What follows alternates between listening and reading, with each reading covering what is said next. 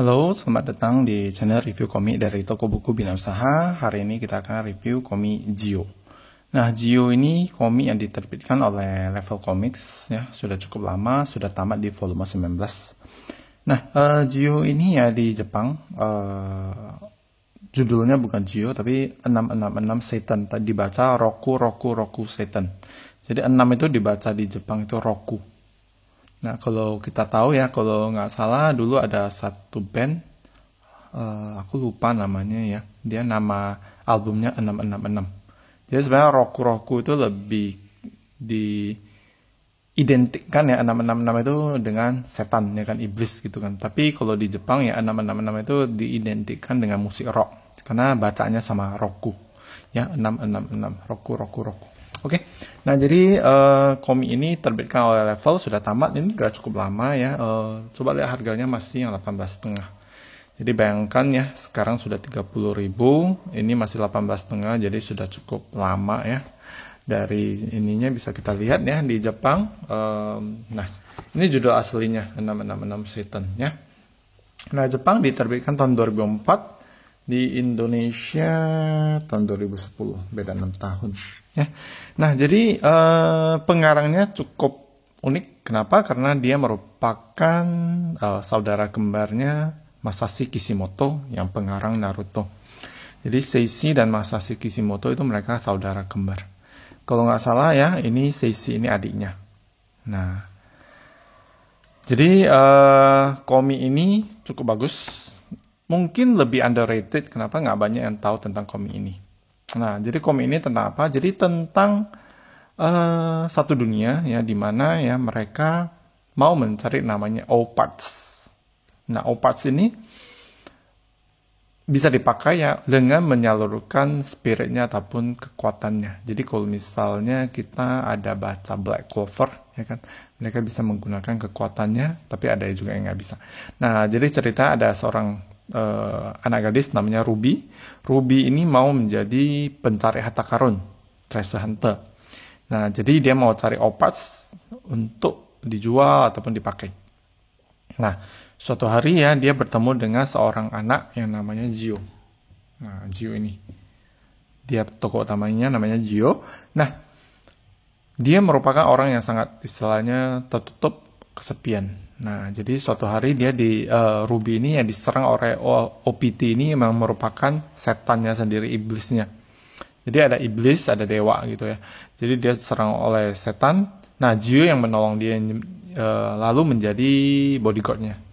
Nah, rupanya waktu pertarungan itu ketahuan bahwa Gio adalah setannya yang sesungguhnya gitu. Nah, jadi sebenarnya ceritanya cukup seru ya. Tapi underrated sih, nggak tahu kenapa nggak banyak yang cari. Tapi ya bagus. Nah, untuk artnya ya, sebenarnya dari komik ya, mangaka itu ya saling mempengaruhi. Bisa kita lihat ya, seperti Osamu Tezuka dengan Blackjack-nya ya, mempengaruhi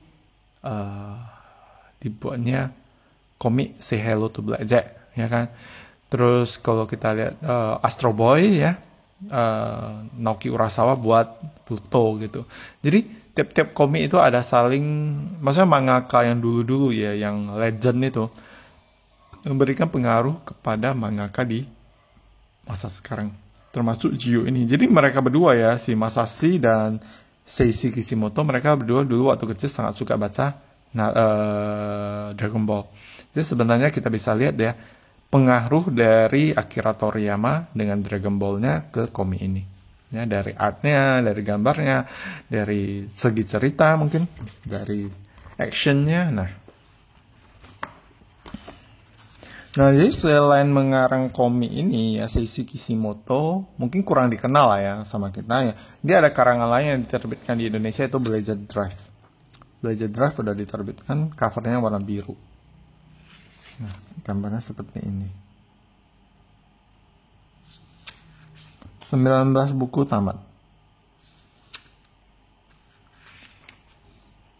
Mungkin kalian masih bisa cari, masih dapetin lah ya. Saya masih ada yang jual sih. Termasuk aku masih ada jual.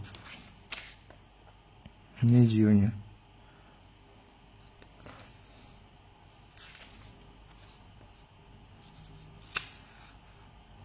Saya lihatnya bagian kostumnya, artnya mirip-mirip kan.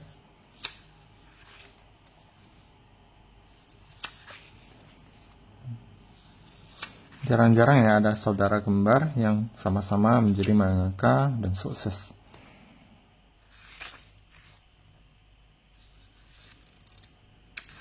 Oke, jadi ini Zio, worth it sih untuk koleksi dan saya rasa harganya masih normal, bukannya mahal-mahal banget. Kenapa? Karena komik lama dan underrated. Jadi ada komik-komik yang sebenarnya bagus, tapi underrated gitu. Nggak banyak yang tahu sehingga harganya juga nggak naik.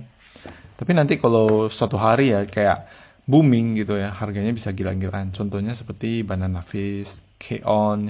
Itu yang dulu, ya maaf ya bukannya yang bilang apa, dulu nggak laku punya. Biasa-biasa aja penjualannya gitu kan. Termasuk dengan Master Kitten. Master Kitten dulu di toko nggak laku.